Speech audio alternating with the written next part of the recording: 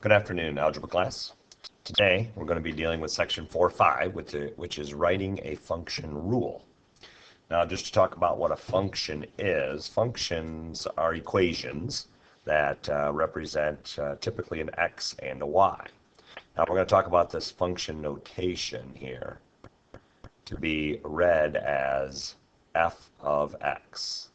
So we're going to use this often in algebra, and you have to understand that this is not f times x. It is a notation that represents y, really.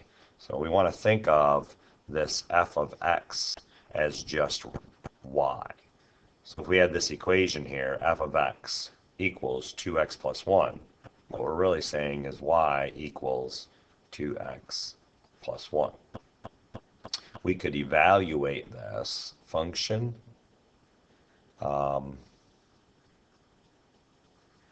at a value.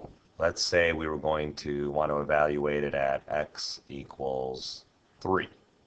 Well, what that is going to be written as, or you're going to see that written as, is you're going to see the function notation written this way. This means f of 3, or to put 3 in place of x in that equation. So we get 2 times 3 is 6, plus 1 is 7. So in function notation, this doesn't mean to multiply f and 3. This just means to put 3 into this equation here for x. So what we found is that y equals 7 when x equals 3.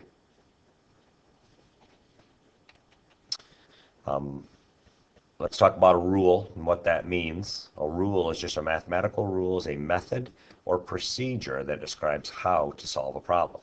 So we're going to be writing function rules as equations from word problems. Here's our first example. We have a landfill, has 50,000 tons of waste in it.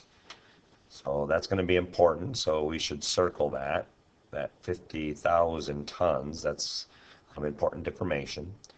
Each month, so something also important, talking about months, it accumulates an average of 420 more tons of waste. So we're adding to the 50,000 tons that are already there. We're going to write a function rule for this. So we're going to allow t to equal the total waste. So this will be our t. And then m is going to be the number of months. So wherever there's an months in our problem, we're going to substitute an m in that place. I want to let you know that is means equals when we're writing equations. So in this case, t equals, and 50,000 tons plus the 420 times m, our months. So our equation will look like this. T equals 50,000 plus 420 m. And we could actually solve for the amount of tons of waste if we knew the months that we were solving for.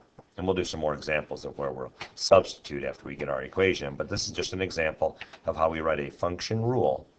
A function rule is just writing an equation for a word problem. Here's another example. Writing and evaluating a function rule for a word problem. A kennel charges $15. So again, we're going to circle some important information here. This is a per day fee. But when they arrive, each dog must have a flea bath. Well, that's going to cost $12. That's 12 there.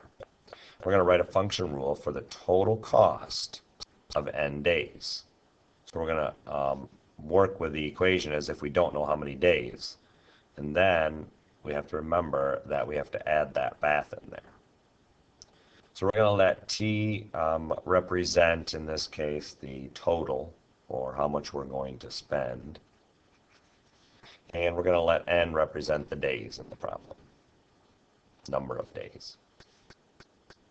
So if we had to calculate just the first part of this equation, $15 per day, we would write 15, and quite often per in our equation just means to times. So we're going to multiply 15 and n here. Now we also have to pay the $12, so that's going to be an added cost. So our total equation, 15 times n plus 12 can be written t equals 15n plus 12. So here's our equation. Now we can solve for 10 days. So t equals 15. What I like to see students do when they're going to substitute a number in place of a variable is put parentheses around it so that we remember that we have to multiply this first. So we're going to get 150 plus 12. So we're going to get 162. So it's going to cost us $162. The units are very important for the boarding of our dog for 10 days. Here's the last one we're going to do. This is considered a nonlinear function. As we talked about in our last section, the difference between nonlinear and linear is that in a nonlinear function, we're typically doing something other than multiplying on x. So we could get an x squared or an absolute value. Those are the two nonlinears that we've dealt with so far. So we're going to write a function rule for the area of a triangle whose height is 4 inches more than twice the length of its base. And then we're going to use that area formula that we develop to find what the area of the triangle would be with a length base of 16. So we're going to work with setting up our equation first. We're going to let h equal the height of the triangle. We're going to let b equal the base of the triangle. So hopefully you remember your formulas for area of a triangle. Area of a triangle is just 1/2 the base times the height. We're now going to use this information that they gave us about the height, that it is 4 inches more than. So that means we need to add 4 to twice the base. So we want to represent twice the base as 2b. So that's 2 times b. We're doubling it. So in our area formula down here, instead of writing h, we're going to let h be 4 plus 2b. Based on the information they gave us about the height, it's 4 plus twice the base. So we could simplify this formula. So we get 1/2 of b times 4. So we could distribute, or we could just leave it the way it is and leave it as 4 plus 2b. Or if you are interested in substituting by distributing, we would multiply 1/2 b times 4 and 1/2 b times 2b. So we could actually simplify this formula if we chose to get 2b. 1/2 b times 4 is 2b, plus 1/2 b times 2b is going to be b squared. Now if you didn't want to, you could certainly leave it the way it was. So we can work with either formula here. But we're going to put 16 in for the base. That was the base they gave us. So we're going to get 1/2 of 16 times 4 plus 2 times 16. So we're just substituting 16 in. Or we could use the formula that we simplified. We should get the same answer. So multiplying this out down here, extend my page a little bit. 1/2 of 16 is going to be